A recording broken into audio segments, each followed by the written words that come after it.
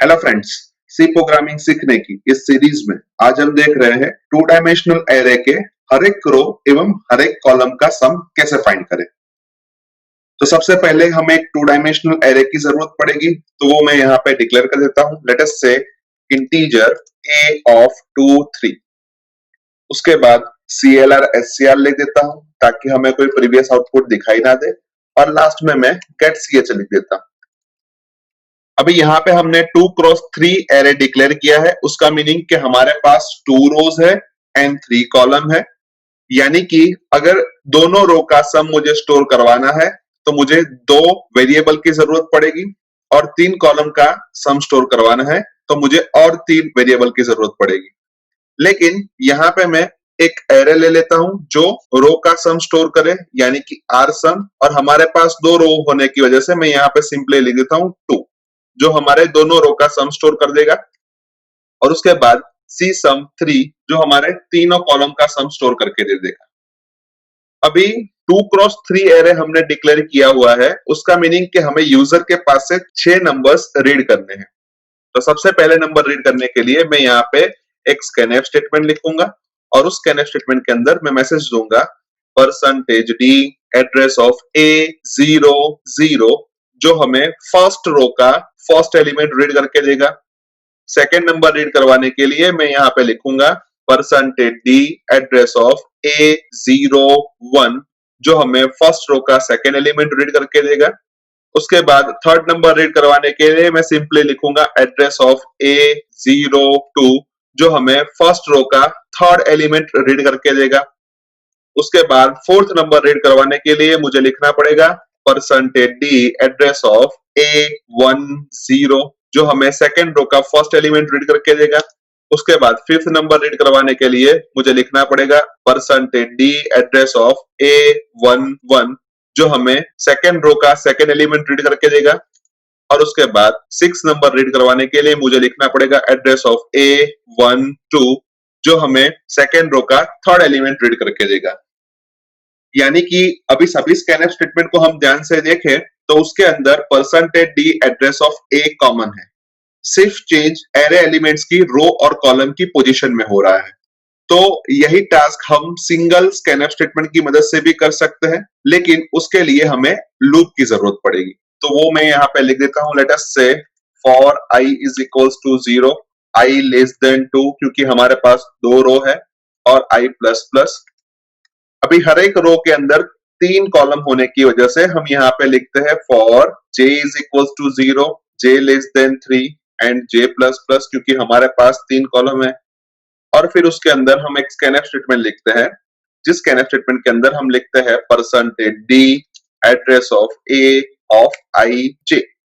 यानी कि अभी जब हमारा प्रोग्राम एग्जीक्यूट होगा तब first time i equals to 0 के लिए j का लूप 3 बार एग्जीक्यूट होगा, और वो फर्स्ट टाइम 0 0, सेकेंड टाइम 0 1 और थर्ड टाइम 0 2 की वैल्यू रीड करके देगा। जब i की वैल्यू 1 होगी उस वक्त j का लूप फिर से 3 बार एग्जीक्यूट होगा, और उस टाइम 1 0 1 1 और 1 2 एलिमेंट्स हमें रीड होके मिलेंगे। अभी स्कैनफ के ऊपर हम एक प्रिंटफ स्टेटमेंट लिख देते हैं, और उस प्रिंटफ स्टेटमेंट के अंदर हम मैसेज दे रहे हैं enter A of percentage D, और दोनों परसेंटेज डी की वैल्यू हम i और j से रिप्लेस कर रहे हैं, जो हमें first time enter A of 0 0, second time enter J of 0 1, third time enter A of 0 2, fourth time enter 1 0, fifth time enter 1 1 और सिक्स टाइम एंटर 1 2, ऐसा मैसेज प्रिंट करके देगा। अभी लूप के अंदर हमने i और j नाम के वेरिएबल का यूज किया है, लेकिन उसको हमने ऊपर डिक्लेयर नहीं किया, तो वो वेरिएबल भी मैं ऊपर डिक्लेयर कर देता हूं। Let us say integer i as well as integer j। अभी मैं ऐसा एज्यूम कर रहा हूं कि a ऑफ 0 0 की वैल्यू 3 है, a ऑफ 0 1 की वैल्यू 4 है, a ऑफ 0 2 की वैल्यू 5 है, a ऑफ 1 0 की वैल्यू 6 है, a ऑफ 1 1 की वैल्यू 7 है, और a ऑफ 1 2 की वैल्यू 8 है।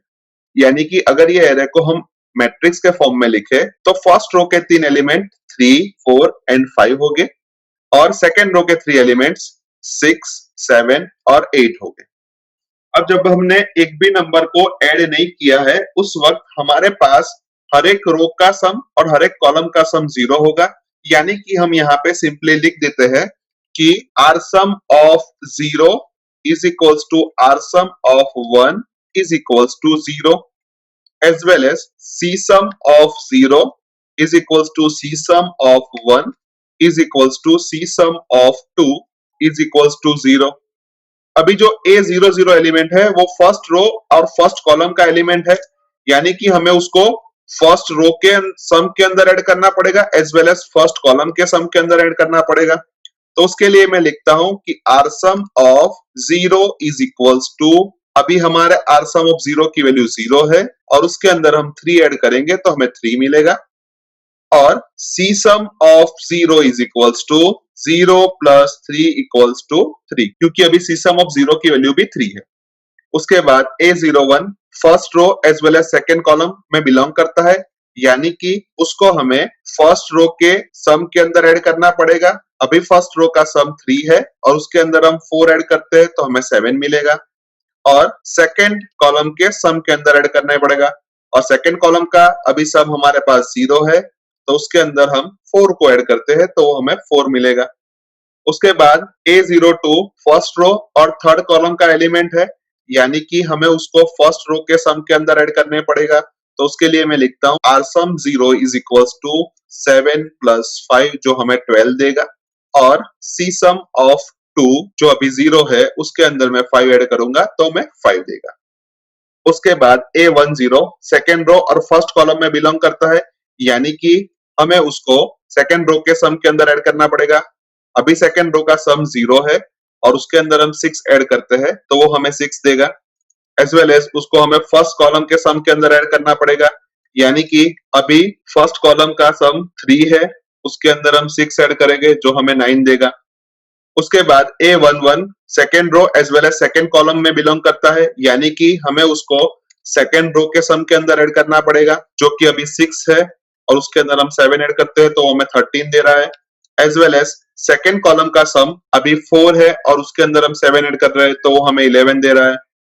और लास्ट में A12 second row as well as third column का एलिमेंट है, यानी कि उसको हमें सेकेंड रो के सम के अंदर ऐड करना पड़ेगा जो कि अभी 13 है, और उसके अंदर हम 8 ऐड कर रहे हैं जो हमें 21 दे रहा है, एज वेल एज उसको थर्ड कॉलम के सम के अंदर हमें ऐड करना पड़ेगा। अभी थर्ड कॉलम का सम 5 है और उसके अंदर हम 8 ऐड कर रहे हैं तो हमें 13 दे रहा है, यानी कि सभी नंबर को रीड कर लेने के बाद हमें ऐसा पता चलता है कि फर्स्ट रो का सम 12 है, सेकेंड रो का सम 21 है, फर्स्ट कॉलम का सम 9 है, सेकेंड कॉलम का सम 11 है, और थर्ड कॉलम का सम 13 है। अभी यही चीज को हम प्रोग्रामेटिकली लिख देते हैं। तो सबसे पहले हमने ऐसा एज्यूम किया था कि सभी रो एज वेल एज सभी कॉलम का सम 0 है, यानी कि मैं यहाँ पे लिख देता हूं कि i is equals to 0, i less than 2 और i प्लस प्लस, और उसके अंदर मैं लिखता हूं r sum of i is equals to 0, जो हमें हर एक रो के सम को 0 करके दे देगा। और उसके बाद मैं एक और फॉर लूप लिखता हूं जिसके अंदर लिखता हूं j is equals to 0, j less than 3 और j प्लस प्लस, और फिर उसके अंदर मैं लिखता हूं कि C sum of j is equals to 0, जो हमें हर एक कॉलम के सम को 0 करके दे देगा। उसके बाद हमने हर एक एलिमेंट को एक्सेस किया है, यानी कि उसके लिए मुझे लिखना पड़ेगा कि i is equals to 0, i less than 2 और i प्लस प्लस, और फिर उसके अंदर j is equals to 0, j less than 3 और j प्लस प्लस। और उसके अंदर अगर हम ध्यान से देखें तो हम जब a ऑफ 00 को चेक कर रहे थे तब हमने a ऑफ 00 को ही ऐड किया, a ऑफ 01 को चेक कर रहे थे तब हमने a ऑफ 01 को ही ऐड किया, यानी कि जो एलिमेंट हम चेक कर रहे हैं उसी को हम ऐड कर रहे हैं। तो मैं यहाँ पे सिंपली लिख देता हूं कि a ऑफ ij को हमें ऐड करना है सम के अंदर, एक बार रो के सम में और एक बार कॉलम के सम में। अभी हम पहले एलिमेंट को ध्यान से देखें तो वो फर्स्ट रो और फर्स्ट कॉलम का एलिमेंट है, और उसको हमने फर्स्ट रो के सम के अंदर ऐड किया है और फर्स्ट कॉलम के सम के अंदर ऐड किया है। सेकेंड नंबर है वो first row as well as second column का एलिमेंट है, यानी कि उसको हमने फर्स्ट रो के सम के अंदर as well as second column के सम के अंदर ऐड किया है, यानी कि हम यहाँ पे सिंपली लिख देते हैं कि r sum of i is equals to r sum of I plus a of ij as well as c sum of j is equals to c sum of j plus a of ij। अभी suppose हमने ये जो logic लिखा है वो सही है नहीं वो चेक कर लेते हैं कि लेट अस से i की वैल्यू 1 है और j की वैल्यू 2 है, यानी अभी a ऑफ 1 2 को एक्सेस कर रहे हैं, यानी कि उसको हमें सेकेंड रो के अंदर ऐड करना है। तो उसके लिए हमने यहाँ पे जो लिखा है वो हमें r सम ऑफ 1 के अंदर ऐड करके दे रहा है और c सम ऑफ 2 के अंदर हमें ऐड करके दे रहा है, जो कि परफेक्टली सही है। और फिर लूप के बाहर हम सारे एलिमेंट्स को प्रिंट करवा देते हैं। तो सबसे पहले हम रो वाइज सम को प्रिंट करवाते हैं। तो उसके लिए हम लिखते हैं कि रो वाइज सम और फिर फॉर लूप लिख देते हैं जिसके अंदर हम लिखते हैं i is equals to 0, i less than 2 और i प्लस प्लस, और उसके अंदर हम एक प्रिंटफ स्टेटमेंट लिखते हैं और उस प्रिंटफ स्टेटमेंट के अंदर हम मैसेज दे रहे हैं row percentage d and sum percentage d और उसके बाद हम स्लैश n रख देते हैं। पहले परसेंटेज d को हम i प्लस 1 से रिप्लेस कर देते हैं और सेकेंड परसेंटेज d को हम r सम ऑफ i से रिप्लेस कर देते हैं, यानी कि हमें आउटपुट के तौर पे रो 1 सम 12, रो 2 सम 21 ऐसा आउटपुट मिलेगा। सेम वे हम एक और प्रिंटफ स्टेटमेंट लिखते हैं और उस प्रिंटफ स्टेटमेंट के अंदर हम मैसेज दिख रहे हैं कॉलम वाइज सम और फिर उसके अंदर हम लिख रहे हैं j is equals to 0, j less than 3 और j प्लस प्लस, और उसके अंदर भी सेम प्रिंटफ स्टेटमेंट लिखते हैं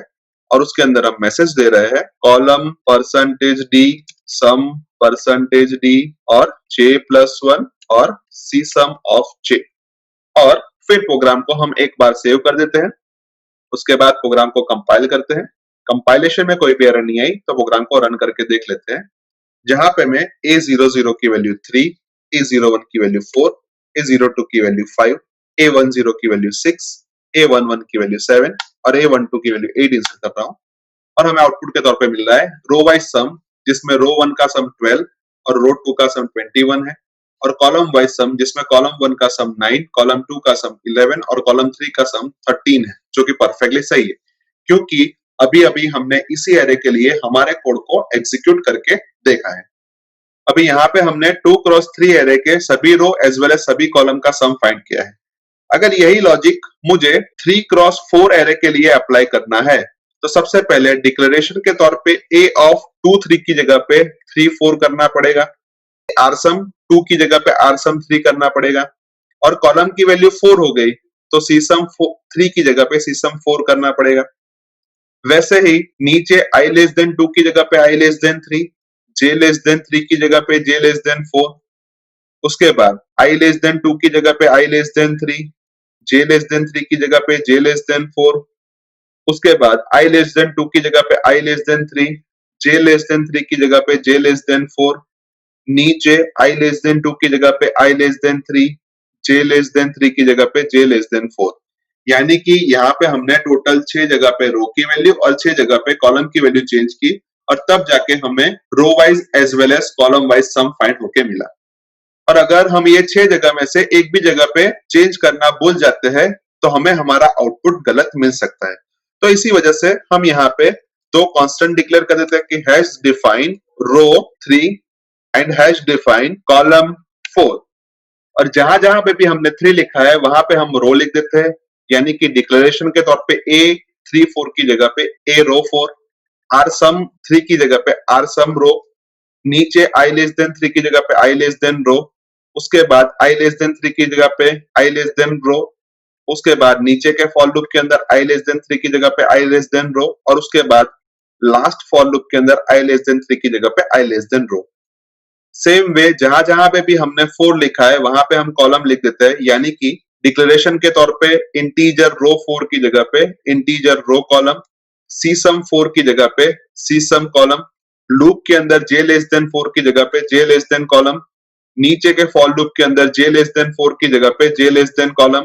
उसके बाद इनर फॉर लूप के अंदर j लेस देन 4 की जगह पे j लेस देन कॉलम, और लास्ट में j लेस देन 4 की जगह पे j लेस देन कॉलम। यानी कि अब सिर्फ ऊपर हम रो और कॉलम की वैल्यू चेंज करेंगे तो नीचे ऑटोमेटिकली सभी जगह पे रो और कॉलम की वैल्यू में चेंज हो जाएगा। यानी कि ये 6 जगह पे चेंज करने से थोड़ा बेटर तरीका है। तो अभी एक और बार प्रोग्राम को सेव कर देते हैं, उसके बाद प्रोग्राम को कंपाइल करते हैं और उसके बाद प्रोग्राम को रन करके देख लेते हैं। जहां पे मैं A00 की वैल्यू 11, 01 की वैल्यू 12, 02 की वैल्यू 13, 04 की वैल्यू 14, 10 की वैल्यू 15, 11 की वैल्यू 16, 12 की वैल्यू 17, 13 की वैल्यू 18, 20 की वैल्यू 19, 21 की वैल्यू 20, 22 की वैल्यू 21, 23 की वैल्यू 22 इंसर्ट कर रहा हूँ और हमें आउटपुट के तौर पे मिल रहा है रो वाइज सम, जिसमें रो 1 का सम 50, रो 2 का सम 66 और रो 3 का सम 82 मिल रहा है और कॉलम वाइज सम जिसके अंदर कॉलम 1 का सम 45, कॉलम 2 का सम 48, कॉलम 3 का सम 51 और कॉलम 4 का सम 54 मिल रहा है, जो कि परफेक्टली सही है। पर यहाँ पे जो हमने एरे लिया है उसका row wise as well as column wise sum हमने मैन्युअली कैलकुलेट नहीं किया, पर आप खुद मैन्युअली उसको कैलकुलेट करके हमें जो आउटपुट मिल रहा है उसको वेरीफाई कर सकते हो।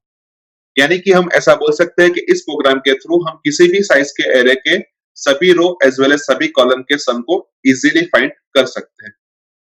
सो आई होप कि आपको इस प्रोग्राम के अंदर अच्छी तरीके से समझ आ चुकी होगी। आज के वीडियो में बस इतना ही, नेक्स्ट वीडियो में फिर से मिलेंगे। Thank you very much.